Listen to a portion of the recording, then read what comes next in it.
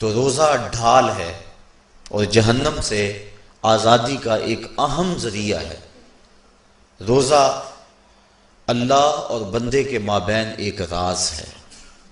روزہ نور ہے، ضیاء اور روشنی ہے، اور آقا کریم صلی اللہ علیہ وآلہ وسلم نے روزے کی فضیلت بیان کرتے ہوئے ارشاد فرمایا کہ ہر شے کی کوئی زکوٰۃ ہوتی ہے، انسان کے جسم کی زکوٰۃ روزہ ہے۔ اگر روزہ رکھے گا تو جسم زکوٰۃ ادا کرے گا، جس طرح زکوٰۃ سے مال پاک ہوتا ہے، روزے سے جسم پاک ہو جاتا ہے۔ اور روزہ ویسے بھی انسان کے لیے شفا کا پیام ہے۔ فرمایا کہ سحری کھایا کرو، چونکہ سحری کے کھانے کے اندر بھی اللہ نے برکت رکھی ہوئی۔ تو یہ ماہ صیام اپنے دامن میں برکتیں لے کر، رحمتیں لے کر نازل ہوتا ہے۔ اس کا پہلا حصہ رحمت، درمیانی حصہ مغفرت، اور آخری حصہ جہنم سے آزادی کا مژدہ جاں فضا ہے۔ حدیث میں آتا ہے کہ اللہ نے میری امت کو رمضان المبارک کے روزے کے حوالے سے 5 چیزیں ایسی عطا کی ہیں جو اس سے قبل کسی امت کو نصیب نہیں ہوئی۔ ایک تو یہ کہ رمضان المبارک کے اندر روزہ رکھنے والے کے معدے سے جو بو نکلتی ہے، اللہ کو وہ مشک سے زیادہ محبوب ہے۔ دوسری بات کہ جب ماہ صیام آتا ہے تو شیاطین کو جکڑ دیا جاتا ہے۔ تیسری بات کہ روزے دار جب تک روزے میں رہتا ہے، فرشتے اس کے لیے مغفرت کی دعائیں کرتے رہتے ہیں۔ اور چوتھی بات، جب ماہ صیام کی آخری رات آتی ہے تو اس کے سارے گناہوں کو بخش دیا جاتا ہے اور اس کو جہنم سے آزادی کا پروانہ مل جاتا ہے۔ بلکہ ایک صحابی نے حضور سے عرض کی کہ آقا کریم، جو یہ جہنم سے آزادی کا پروانہ مومن کو ملتا ہے تو کیا یہ لیلۃ القدر کی رات ہے؟ تو آقا کریم نے فرمایا نہیں، جب مزدور اپنی مزدوری مکمل کرتا ہے، جب اس کی دہاڑی پوری ہو جاتی ہے تو پھر اس کو اس کا مالک کچھ دیتا ہے، تو یہ جو اس کو بخشش اور مغفرت کا مژدہ جاں فضا دیا جاتا ہے، یہ اس کی مزدوری ہے۔ اور فرمایا کہ جو لیلۃ القدر کی برکتیں اس کو حاصل ہوتی ہیں، یہ اس کے علاوہ ہیں۔ اور یہ اللہ تعالیٰ جل شانہ نے خاص کرم نوازی فرمائی بندہ مومن پر کہ اس کو یہ بابرکت رات عطا فرمائی۔ اور 5ویں فضیلت جو اس کو دی گئی روزہ دار کو، اور حضور سے قبل جو امتوں میں لوگ روزے رکھتے تھے، یہ فضیلتیں ان کو نہیں عطا کی گئی۔ جنت کو پورا ماہ مومن کے لیے آراستہ و پیراستہ کیا جاتا ہے۔ حضرت ابو ہریرہ رضی اللہ تعالی عنہ سے ایک روایت مروی ہے جس کو امام بخاری اور امام مسلم نے روایت کیا کہ آقا کریم علیہ السلام نے ارشاد فرمایا، قال اللہ عز وجل، اللہ جل شانہ ارشاد فرماتا ہے، کل عمل ابن آدم لہو، ابن آدم کا ہر عمل اسی کے لیے ہے، الا الصوم فإنہ لی، ہاں مگر روزہ ہے جو وہ میرے لیے رکھتا ہے، وأنا اجزی بہ، اور اس کی جزا میں اسے دوں گا، والصیام جنۃ، اور صیام روزہ ڈھال ہے، فإذا کان یوم صوم احدکم فلا یرفث ولا یصخب، فإن صابہ احد او قاتلہ فلیقل انی صائم انی صائم، والذی نفس محمد بیدہ لخلوف فم الصائم اطیب عند اللہ من ریح المسک، للصائم فرحتان یفرحہما اذا افطر فرح بفطرہ واذا لقی ربہ فرح بصومہ۔ تو فرمایا کہ جب کوئی شخص روزہ رکھتا ہے تو اس کا یہ عمل اللہ کے لیے ہے اور اللہ تعالیٰ اس کی جزا دے گا۔ روزہ ڈھال ہے، جب کوئی شخص روزہ رکھے تو وہ اس کے اندر کوئی اللہ کی نافرمانی نہ کرے، یہاں تک کہ اگر اس کو کوئی شخص گالی بھی دے تو وہ یہ کہے کہ میرا روزہ ہے، میں صائم ہوں، میں نے روزہ رکھا ہوا ہے، یہ کہہ کے لڑنے والے کو، الجھنے والے کو ٹال دے۔ حضور نے ارشاد فرمایا مجھے قسم ہے اس رب کی جس کے قبضے میں محمد کی جان ہے کہ روزہ دار کے معدے سے جو بو نکلتی ہے اللہ کو وہ مسک یعنی کستوری کی خوشبو سے زیادہ محبوب ہے۔ اور روزہ دار کے لیے دو خوشیاں ہیں، ایک خوشی اس کو اس وقت ملتی ہے جب وہ روزہ افطار کرتا ہے، اور دوسری خوشی اس کو اس وقت ملتی ہے جب اس روزے کے صلے میں اسے اپنے رب کا دیدار نصیب ہوگا۔ یہ بات ذہن میں رکھیں کہ اس دنیا پر سب سے بڑی دولت جو حضرت انسان کو دی گئی ہے وہ دولت ایمان ہے، اور قیامت کے دن سب سے بڑی دولت جو اہل ایمان کو دی جائے گی وہ اللہ تعالیٰ کا دیدار ہوگا۔ جنت کے حور و قصور، جنت کے محلات، جنت کی عالی نصب نعمتیں، دنیا کی کوئی دولت اور دنیا کی کوئی نعمت جنت کی کسی نعمت کا مقابلہ نہیں کر سکتی، لیکن جنت والے جنت میں جا کر جس نعمت کو سب سے بڑا سمجھیں گے، اور وہ ہوگی بھی حقیقت میں سب سے بڑی نعمت، ایسی نعمت کہ اس نعمت کے ملنے پہ باقی ساری نعمتوں کو بھول جائیں گے، وہ یہ ہے کہ رب اپنے رخ کرم سے پردہ ہٹا دے گا اور ان کو اپنا دیدار عطا فرما دے گا۔ تو یہ سب سے بڑی دولت جو مومن کو آخرت میں نصیب ہوگی یہ روزے کے صلے میں نصیب ہوگی، یہ روزے کا وہ ثمر ہے، یہ روزے کا وہ پھل ہے جو اللہ اہل ایمان کو قیامت کے دن عطا فرمائے گا۔ عاجزی بہی کا معنی ہے کہ اس کی میں جزا دوں گا۔ ایک روایت میں آتا ہے کہ جو اعمال ہیں وہ 7 طرح کے ہیں، 2 اعمال ایسے ہیں کہ جو واجب کرتے ہیں، 2 اعمال ایسے ہیں کہ جن کی جزا ان کی مثل ہے، اور ایک عمل ایسا ہے کہ جس کی جزا 10 گنا ہے، اور ایک عمل ایسا ہے کہ جس کی جزا 700 گنا ہے، اور ایک عمل ایسا ہے جس کی جزا بے حساب ہے۔ فرمایا کہ وہ 2 عمل جو واجب کرتے ہیں وہ یہ کہ اگر کسی شخص نے اللہ کی عبادت کی اور اس کے ساتھ کسی کو شریک نہ ٹھہرایا تو وہ جنت کو یہ اعمال واجب کر دیتے ہیں، یعنی اس کو جنت کا ملنا لازم ہے، ضروری ہے، واجب ہے اس کے لیے۔ اور دوسرا وہ شخص جس نے اپنے رب کے حکموں کو توڑا یہاں تک کہ اس کے ساتھ کسی کو شریک ٹھہرایا، اس کے اوپر جہنم واجب ہے۔ اور 2 وہ عمل جن کی جزا ان کی مثل ملے گی، ایک وہ گناہ جو اس نے کیا تو اس کی سزا اس کی مثل دی جائے گی، اور دوسری وہ نیکی جو اس نے کی نہیں ہے لیکن اس کا عزم کیا تھا تو اس کو بھی ایک نیکی کا ثواب دے دیا جائے گا۔ ایک عمل وہ ہے جس کے بدلے کے اندر 10 گنا اس کو اجر دیا جاتا ہے، اور فرمایا اس سے اس کے نیک اعمال مراد ہیں، اور فرمایا کہ جو اس کا چھٹا عمل ہے وہ ایسا ہے جس کے بدلے کے اندر اس کو 700 گنا اجر دیا جاتا ہے، اور وہ راہ خدا میں اس کا صدقہ کرنا ہے۔ اور فرمایا ایک عمل ایسا ہے جس کی جزا کا دنیا پر کوئی حساب ہی نہیں ہے، اور وہ بندے کا اللہ کے حضور اپنے روزے کے ساتھ پیش ہونا ہے۔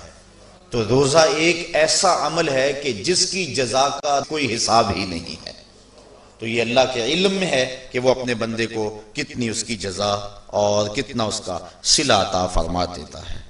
تو یہ اجر ہے نیکی کا۔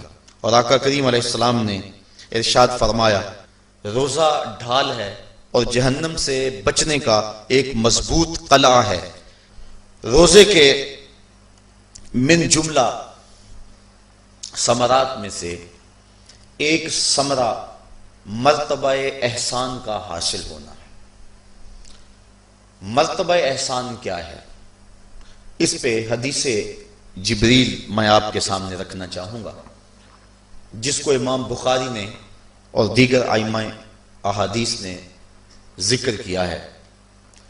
مسجد نبوی کا ماحول تھا، مدینہ شریف کی فضائیں تھیں، صحابہ حضور کی صحبت میں جلوہ فراز تھے، نور بٹ رہا تھا، اجالے اتر رہے تھے، صحابہ کے من روشنی سے مالا مال تھے کہ حضرت عمر فاروق رضی اللہ تعالی عنہ فرماتے ہیں کہ ایک شخص آیا جس کی گھنی سیاہ داڑھی تھی اور اس کا سفید لباس تھا، ہم میں سے اسے کوئی جانتا بھی نہیں تھا، لیکن اپنے وجود کی تر و تازگی کی وجہ سے وہ مسافر بھی دکھائی نہیں دیتا تھا۔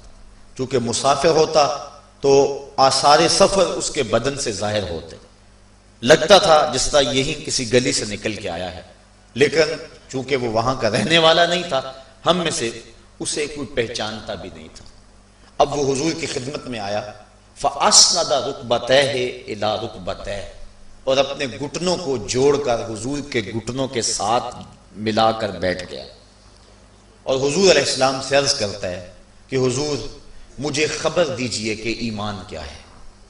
حضور نے ارشاد فرمایا ایمان یہ ہے کہ تو اللہ پر ایمان لائے، اس کے رسول پر ایمان لائے، پچھلی کتابوں پہ ایمان لائے، اچھی بری تقدیر پہ ایمان لائے، فرشتوں پہ ایمان لائے، بتایا حضور نے۔ تو اس نے کہا صدقتا، آپ نے سچ کہا۔ کہتے ہیں ہمیں بڑا تعجب ہوا کہ خود ہی سوال کرتا ہے اور خود ہی تائید کر دیتا ہے۔ پھر کہنے لگا اسلام کیا ہے؟ تو حضور علیہ السلام نے فرمایا اسلام یہ ہے کہ تو نماز پڑھے، روزہ رکھے، حج کرے، زکوٰۃ ادا کرے، اراکین اسلام اس کو بیان کیے۔ کہنے لگا آپ نے سچ کہا۔ کہتے ہیں ہمیں پھر تعجب ہوا کہ خود ہی ایک بات کہہ رہا ہے اور خود ہی پھر اس کی تصدیق کر رہا ہے۔ کہتے ہیں پھر وہ پوچھتا ہے مل احسان، حضور احسان کیا ہے؟ تو حضور علیہ السلام نے جواباً فرمایا ان تعبد ربک کأنک تراہ، احسان یہ ہے کہ تو اللہ کی عبادت اس طرح کرے کہ گویا تو اسے دیکھ رہا ہے، اور اگر یہ کیفیت تجھے نصیب نہیں ہوتی تو کم از کم یہ کیفیت نصیب ہو جائے کہ وہ تجھے دیکھ رہا ہے۔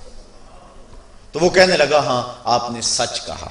پھر اس کے بعد اس نے قیامت کی کچھ نشانیوں کے بارے میں سوال کیا، تو حضور علیہ السلام نے جواب مرحمت فرمائے۔ جب وہ شخص اٹھ کے چلا گیا تو حضور نے فرمایا عمر جانتے تھے یہ شخص کون ہے؟ کہا اللہ و رسولہ عالم، اللہ اس کا رسول خوب جانتا ہے۔ فرمایا ھذا جبریل، یہ جبریل امین تھا اور تمہیں تمہارا سکھانے کے لیے آیا تھا۔ جبریل نے جب امت کو دین سکھایا تو سب سے پہلے یہ بات سکھائی کہ حضور کی چوکھٹ میں بیٹھنے کا ادب کیا ہے۔ دونوں گھٹنے بچھا کر وہ اس طرح حضور کی چوکھٹ میں ادب کے ساتھ بیٹھا، اور اس کے بعد حضور سے اس نے سوالات کیے۔ تو فرمایا یہ جبریل امین تھے جو تمہیں تمہارا دین سکھانے کے لیے آئے تھے۔ تو جبریل امین نے جو دین سکھایا، جو چیزیں پوچھی وہ تین چیزیں تھیں، ایمان کیا ہے، اسلام کیا ہے، اور احسان کیا ہے۔ تو احسان تیسری چیز ہے جس کو ہم اپنی زبان کے اندر تصوف کہتے ہیں، جس کو ہم طریقت کا نام دیتے ہیں۔ تو اس کو درجہ احسان یا مرتبہ احسان کہا جاتا ہے، اور یہ دین کی روح ہے۔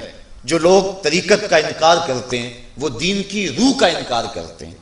تو حضور علیہ السلام نے جو طریقت بیان فرمائی وہ یہ تھی کہ اللہ کی عبادت تو اس طرح کرے کہ جس طرح تو اسے دیکھتا ہے۔ اگر یہ کیفیت مل جائے تو سبحان اللہ، لیکن اگر یہ کیفیت نہیں ملی تو کم از کم یہ کیفیت تو ملے کہ وہ مجھے دیکھ رہا ہے، اور اگر یہ کیفیت بھی مل جائے کہ وہ مجھے دیکھ رہا ہے تو بتائیے کہ پھر انسان کی زندگی میں کتنا سرور آ جائے گا کہ جب وہ نماز کے لیے کھڑا ہو تو اس تصور میں ڈوب جائے کہ میرا مالک تو مجھے دیکھ رہا ہے، تو پھر نماز کا کتنا سرور آ جائے گا اس کو۔ اور جب وہ کوئی اور نیک عمل کر رہا ہو تو اس تصور میں ڈوب جائے کہ میرا مالک میرے اوپر نگاہ لطف فرما رہا ہے، تو پھر اس کی کیفیت کا عالم کیا ہوگا۔ تو پہلی کیفیت کہ تو اسے دیکھ رہا ہے۔ حضرت علی المرتضیٰ رضی اللہ تعالی عنہ سے کسی نے پوچھا جس رب کی عبادت کرتے ہو کیا اس کو کبھی دیکھا بھی ہے؟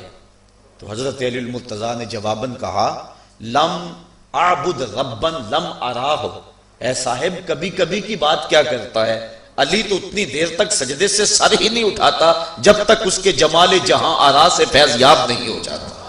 حضرت داتا گنج بخش علی حجویری علیہ رحمہ کشف المعجوب کے اندر ایک حدیث نقل کرتے ہیں کہ حضور علیہ السلام نے ارشاد فرمایا کہ فاقہ کشی اختیار کرو اور بھوک اور پیاس برداشت کرو، ممکن ہے کہ اس دنیا کے اندر تم اپنے دل کی آنکھوں سے اپنے رب کا مشاہدہ کرو۔ تو یہ جو مرتبہ احسان ہے، جو مومن کا مقصود ہے، وہ اس کو حاصل ہوگا روزہ رکھنے سے۔ اور اگر چلو کسی روزہ دار کو یہ کیفیت نہ ملے کہ کہ وہ اپنے رب کے جمال جہاں آرا کو دیکھ لے، اس کے جلووں کو دیکھ لے، اس کے دیدار کی دولت سے مالا مال ہو جائے، اس کا دل اس کی محبت میں ایسا ڈوبے کہ وہ جدھر دیکھے اسی کے جلووں کو ہی دیکھتا چلا جائے۔ اگر روزہ دار کو ایسی دولت نہ بھی نصیب ہو تو کم از کم روزہ دار کو یہ دولت تو ضرور ملے گی کہ وہ اس احساس میں ڈوب جائے گا کہ میرا رب مجھے دیکھ رہا ہے۔ گناہگار سے گناہگار شخص بھی کڑکتی ہوئی دوپہر میں ٹھنڈا پانی دستیاب ہونے کے باوجود ایک گھونٹ بھی حلق سے نیچے نہیں اتارتا، کیوں؟ اس لیے کہ میرا مالک تو مجھے دیکھ رہا ہے۔ تو یہ احساس اس کو آیا کہ نہ آیا؟ کاش کہ رمضان میں یہ نور جو ہم کو نصیب ہوتا ہے، یہ رمضان کا خاص نور ہے، مرتبہ احسان سے پھوٹتا ہوا یہ اجالا رمضان میں ایک گناہگار سے گناہگار شخص بھی حاصل کر لیتا ہے کہ وہ اس احساس میں ڈوب جاتا ہے کہ میرا مالک مجھے دیکھ رہا ہے۔ کاش کہ وہ اس کو اندر سمو لے اور اس کو دل کی ایک ایک پرت پہ رکھ لے اور اس کو سجا لے اور اس دولت کو پھر جانے نہ دے، تو پھر اس کے لیے گناہ کرنا مشکل ہی نہیں محال ہو جائے گا۔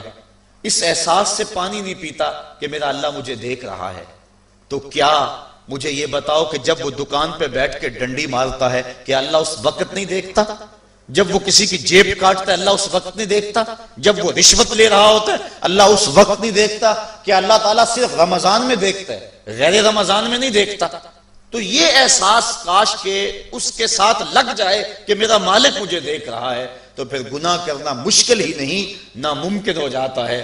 7ویں کوٹھڑی میں جب سارے دروازے بند کر کے بت کے اوپر موٹا کپڑا ڈال کے زلیخا بولی ہے تالک یوسف اب آ جاؤ نا، اب تو کوئی نہیں دیکھ رہا ہے، تو یہی احساس تھا جس نے روشنی دی۔ قال معاذ اللہ، کہا اللہ کی پناہ، تو اپنے معبود سے موٹی چادر ڈال کر چھپ گئی، لیکن میرا خدا تو 7ویں کوٹھڑی میں بھی دیکھ رہا ہے۔ پھر اتنی روشنی برسی، اتنے اجالے اترے کہ گناہ کیا، گناہ کا تصور بھی محال ہو گیا۔ تو یہ یقین، یہ اذعان کہ میرا مالک مجھ کو دیکھ رہا ہے، انسان کے لیے گناہ کو مشکل ہی نہیں ناممکن بنا دیتا ہے۔